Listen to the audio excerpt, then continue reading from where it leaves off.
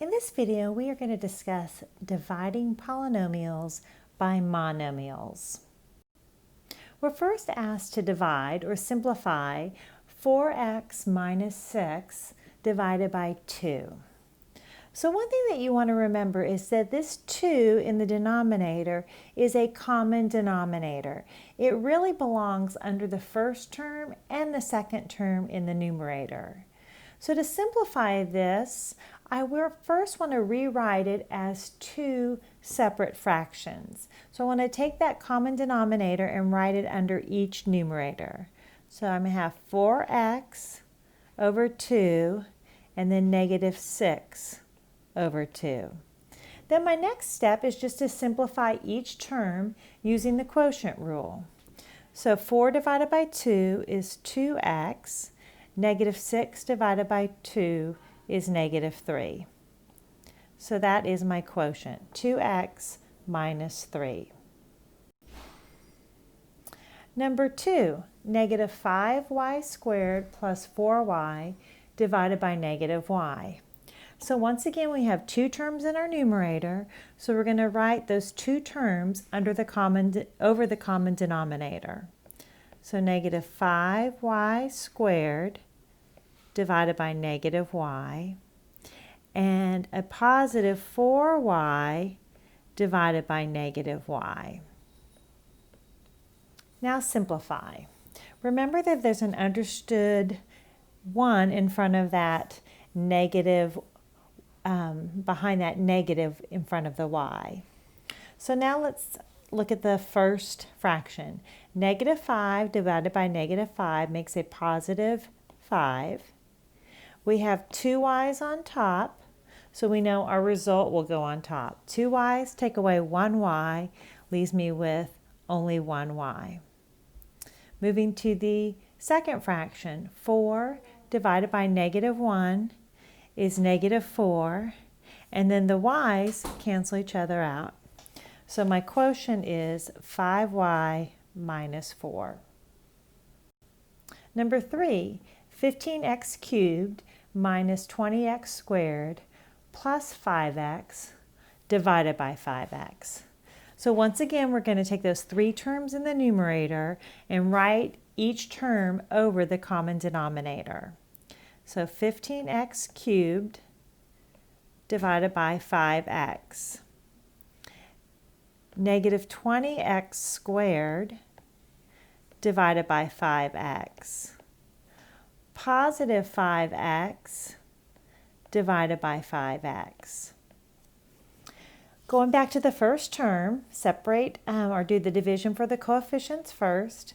15 divided by 5 is 3. I have more x's on top, so my result will go on the top. 3 x's take away 1, leaves me with x squared. Negative 20 divided by 5 is negative 4. More x's on top, so my result will go on top. 2 x's take away 1, leaves me with 1x. And the last term, a positive 5 divided by 5 makes a positive 1, and then the x's cancel out. Let me emphasize how important it is to have this 1 here. Notice that we have 3 terms in our quotient. We had 3 terms in our original numerator. They always should match. It's very important that you remember you need that plus 1 there as a placeholder. Number 4, 4x squared plus 8x minus 12 divided by 4x squared. All right, so we're going to separate first into separate terms. 4x squared divided by 4x squared. Positive 8x divided by 4x squared. Negative 12 divided by 4x squared. Looking at our first term, 4 divided by 4 is 1, and then the x squareds cancel. Moving to our second term, 8 divided by 4 is a positive 2. Now let's look, where do we have more x's? This time we have more x's on the bottom. So we need to have a fraction here and put our x's on the bottom when we subtract. 2 take away 1 leaves me with 1x on the bottom. Last term, negative 12 divided by 4 is negative 3. And I don't have any x's on the top, so they're all going to stay in the bottom. So I end up with x squared on the bottom. Now this looks very strange to us, and actually it's not a polynomial after all, because if I look at those exponents, when you learn about negative exponents, you'll find out that these terms actually have negative exponents. And to be a polynomial, all your exponents have to be non-negative integers. So this is not our quotient is not a polynomial. But we did everything correct. It just turns out that that's what our quotient is at the end. So very important that you don't make those x's magically go up into the numerator because they belong in the denominator. And our last example, number 5. We have 6x to the 5th minus 4x to the 4th plus 12x cubed minus 5x squared all over 2x cubed. So we're going to separate into 4 different terms. 6x to the 5th over 2x to the 3rd minus 4x to the 4th over 2x cubed, positive 12x cubed over 2x cubed, and then negative 5x squared over 2x cubed. And now let's simplify. 6 divided by 2 is 3. We have more x's on top, so our result will stay on the top.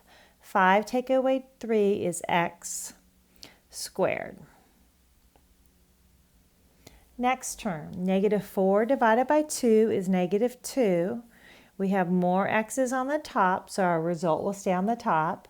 4 take away 3 leaves me with 1x. The third term, 12 divided by 2 is a positive 6.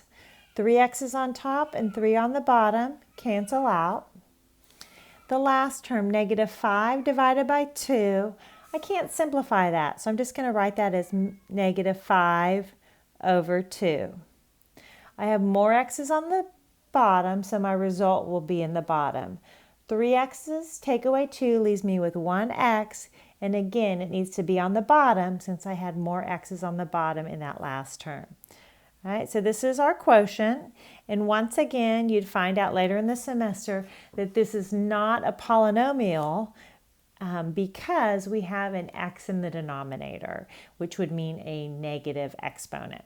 So we started out with a polynomial, but we didn't have our quotient did not end up being a polynomial. So although you can do this kind of problem without separating it into individual terms, I highly recommend it. You are increasing your chances of making an error if you don't take the time to separate into individual terms.